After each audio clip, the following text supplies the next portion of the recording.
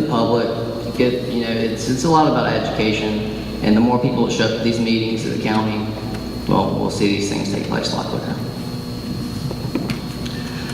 I really hope that it was not done intentionally, that our greenways are an important part of Athens, Clark County. They are, as people have mentioned, attract people. They're nice places to gather with families and all of that. But we need to incorporate something for our children too. We need to incorporate space, healthy space that is accessible to all neighborhoods.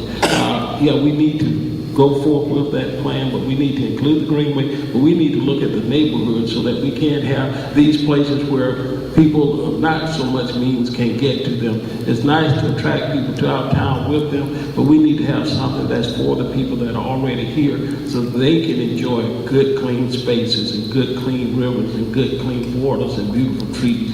That's what we need to do, and it needs to be a part of the plan along with the greenways.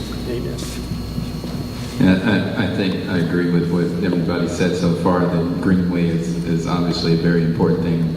I'm sure that that'll probably be included back in very soon, because I mean this ultimately solves a lot of the problems that we've been talking about here. Anyway, you've got more people walking, more people on bikes, and that decreases obviously all of the bad things that we do to our environment by driving cars, and saves money.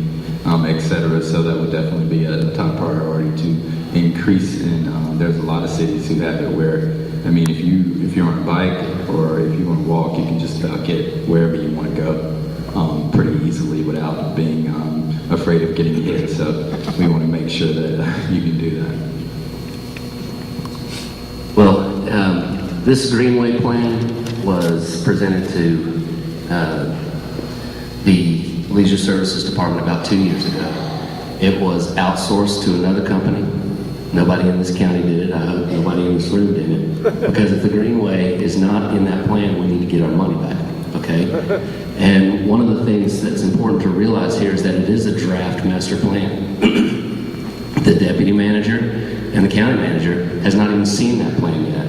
And the reason is because it's still on the desk of the Leisure Services Director, who just got here about 6-8 months ago, and she's reviewing it to make sure that the Greenway is included. We have a Greenway Commission, and we have staff in that department that are tirelessly working on getting all of that squared away, make sure we have an interconnectivity here in the community. And there's other things about Leisure Services that are great. Now that we're not watching the clock. All of the programs are really important in Leisure Services. We appreciate it. It's the 4th largest department of our county.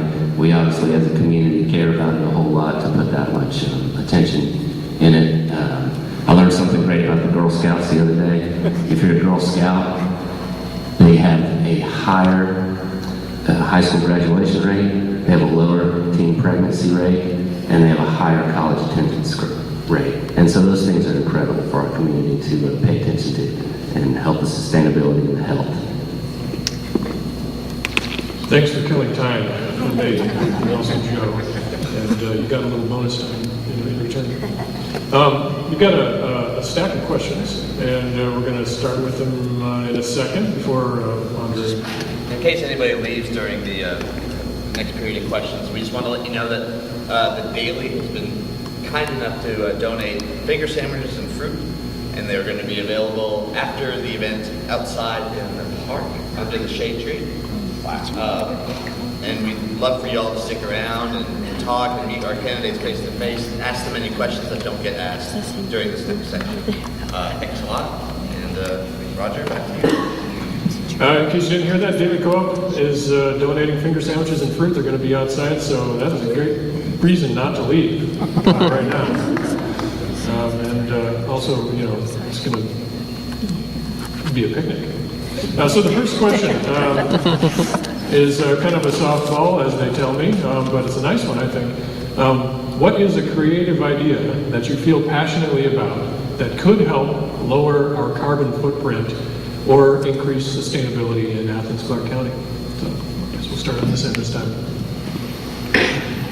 Well, obviously, like we talked about the affordable housing, I think that the green building codes are going to be a way that we can reduce our carbon footprint. A couple of years back when the Athens Land Trust switched contractors and had a contractor come to bid on one of their homes, and they laid out the standards of construction, and the contractor came to me and asked me how to do it and how to implement these codes that we've already been using at Habitat. And that's just one simple way we can do it. He was really amazed at the fact that it didn't cost him hardly anything else to build that home and make it into a high energy efficient home. And that's a low-hanging fruit. It's easy to do, and I'm passionate about that.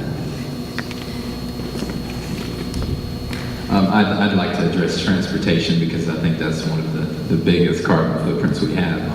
As I've talked about it before, we need to make our bus system here more convenient, so we increase ridership.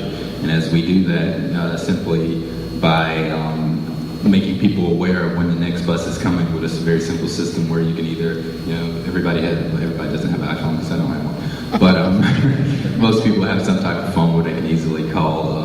You can call the number now, but I think it needs to be a 3-digit number, or at the busiest units that we have here in town, a simple unit there that tells you when the next bus is coming and how far it is to your next destination. If we increase the convenience of our bus systems, potentially, Charlie might say this one, by incentivizing some ridership, we can definitely reduce our carbon footprint. So.